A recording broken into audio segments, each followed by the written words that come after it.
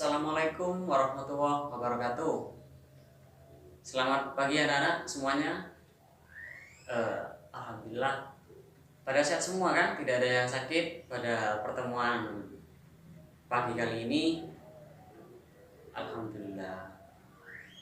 Sebelum kita mulai mata pelajaran pada hari ini, marilah kita berdoa terlebih dahulu.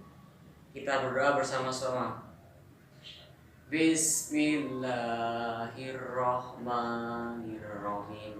Raditu billahi robba wa bil islami dina wa bi muhammadin nabiyyan wa rasula.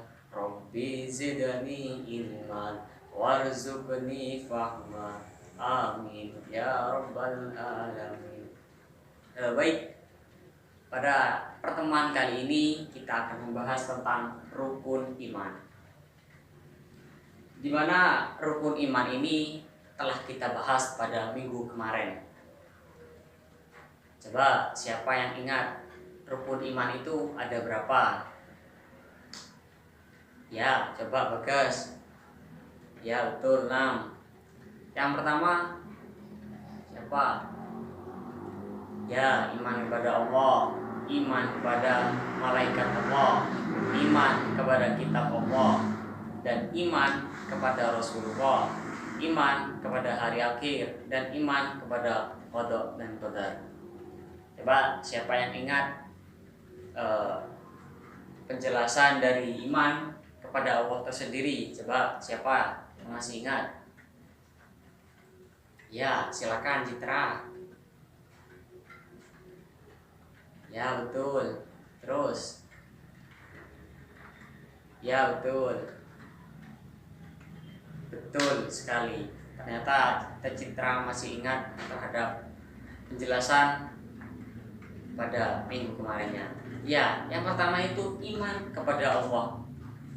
Iman kepada Allah dalam ayat pertama, umat muslim diminta untuk percaya dan mengimani bahwa satu-satunya Tuhan yang patut disembah yaitu Allah Subhanahu wa taala.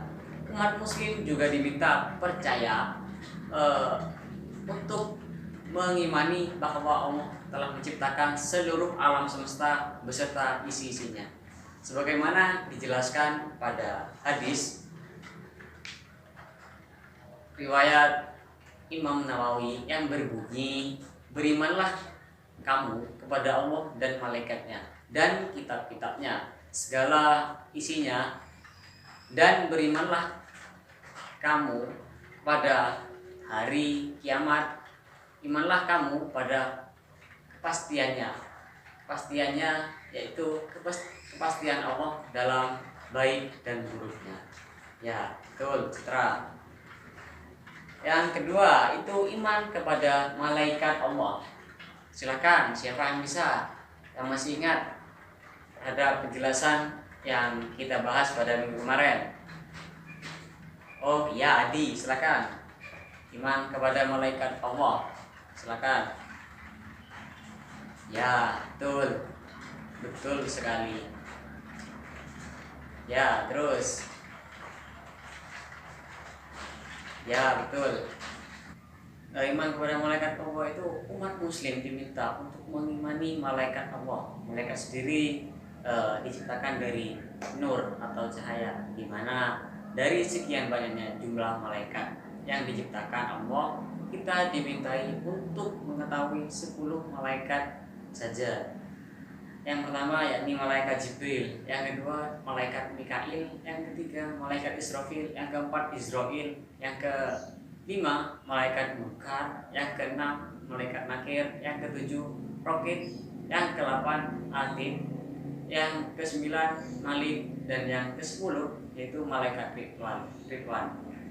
Di sini hikmahnya untuk mengingat peran-peran para malaikat tersebut membuat kita waspada akan perbuatan baik dan buruk di dunia.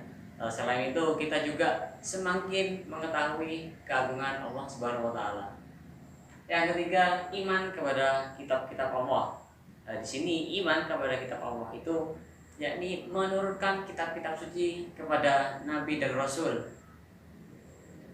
untuk membimbing umat Islam, khususnya Islam atau Muslim, diwajibkan untuk mengimani setiap ayat dalam Al-Quran. Lewat ayat Al-Quran kita mengetahui dasar-dasar dalam berperilaku di dunia sebaik-baiknya sebagai seorang muslim yang beriman. Selanjutnya yaitu iman kepada Rasulullah. Di sini iman kepada Rasulullah itu umat muslim wajib untuk mengimani rasul-rasulnya.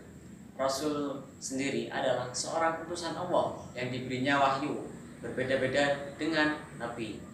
Wahyu yang diberi Allah kepada rasulnya diperintahkan untuk disebarkan kepada umat muslim.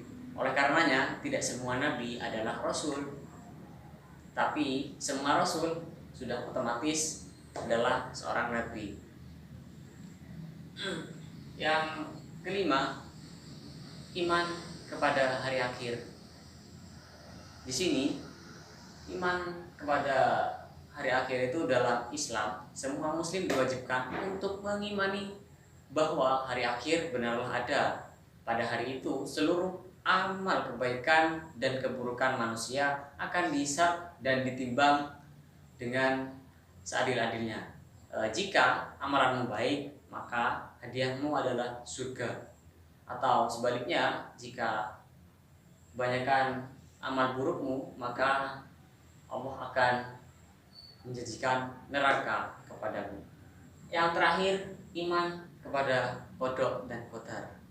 Di sini Allah memerintahkan seluruh umat muslim untuk mengimani takdir, baik takdir qada maupun takdir qadar. Menurut Syekh Ali Muhammad bin Syahih Al-Utsaimin rahimahullah, qadar menurut bahasa diartikan sebagai takdir, sedangkan qada adalah hukum atau ketetapan Allah. Tiadalah sesuatu bencana yang menimpa bumi dan pada dirimu sekalian, melainkan sudah tersurat dalam kitab Lauhul Mahfuz dahulu sebelum kejadiannya. Dan dengan mengimani qada dan qadar, manusia menjadi tidak sombong dan tidak lupa diri bahwa di dunia dan segala isinya hanyalah titipan Allah yang sementara. Baik, Bapak kan sudah menjelaskan tentang rukun iman ini. Rukun iman itu ada 6. Nah, di sini Bapak akan membagikan kelompok menjadi 6 kelompok. Nah, jadi Bapak akan membagikan 6 kelompok sesuai dengan rukun iman. Kelompok pertama yakni membahas tentang iman kepada Allah. Kelompok kedua yakni menjelaskan iman kepada para malaikat Allah. Ketiga, iman kepada kitab Allah. Keempat, iman kepada Rasulullah. Kelima, iman kepada hari akhir. Dan yang keenam, iman kepada qada dan qadar. Nah, jadi di sini tugas tiap kelompok yaitu kalian berdiskusi dengan kelompoknya masing-masing terkait dengan tema yang telah dijelaskan barusan. Nanti kalian semuanya perwakilan dari per kelompok untuk menyampaikan hasil diskusi kalian. Bapak akan bagi 6 kelompok.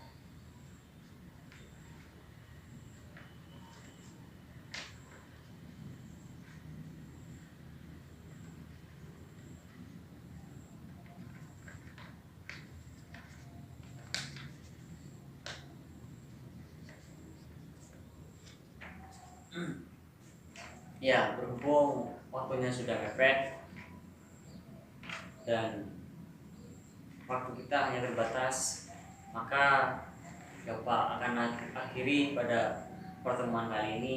Jadi tugasnya itu minggu depan tiap kelompok saling berdiskusi, berdebat pendapat dan berargumen itu sendiri. Tiap kelompok itu perwakilan satu orang untuk menjelaskan dan menyampaikan hasil diskusinya. Mungkin dari Bapak cukup sekian, kurang lebihnya mohon maaf. Wassalamualaikum warahmatullahi wabarakatuh.